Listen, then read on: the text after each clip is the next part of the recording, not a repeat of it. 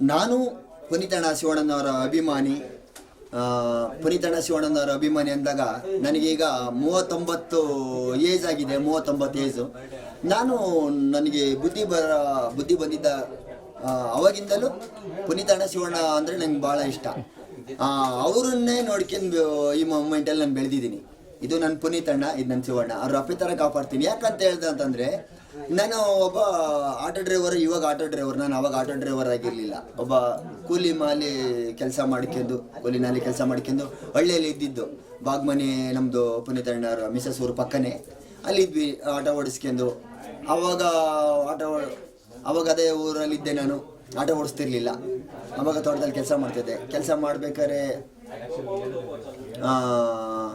ತೋಟದಲ್ಲೆಲ್ಲ Linde ನೆಚ್ಚೋದು, coffee ಕುಯ್ಯೋದು, ಇದೆಲ್ಲ ಕೆಲಸ ಮಾಡ್ತಿದ್ವಿ. ಅವಾಗ ಇದ್ದಕ್ಕಿದ್ದಂಗೆ ನಾನು ಏನಾರ ಮಾಡಿ ಓದಿ ಒಳ್ಳೆ ವ್ಯಕ್ತಿ ಆಗಬೇಕು, ಪೊಲೀಸ್ ಆಗಬೇಕು ಅಂತ ಕಷ್ಟಪಟ್ಟು ಓದಿದೆ. 9th ತನಕ ಓದಿದೆ. ನಮ್ಮಮ್ಮ ನನಗೆ ಕಷ್ಟಪಟ್ಟು ಓದಿಸಿದ್ರು. 9th ತನಕ ಓದ್ಬೇಕಾದ್ರೆ ನಂಗೆ ಓದೋಕ್ಕಾಗಲಿಲ್ಲ. ಆ ಮೂಮೆಂಟಲ್ಲಿ ಯಾಕೆ ಓದೋಕ್ಕಾಗಿಲ್ಲ ಅಂದರೆ,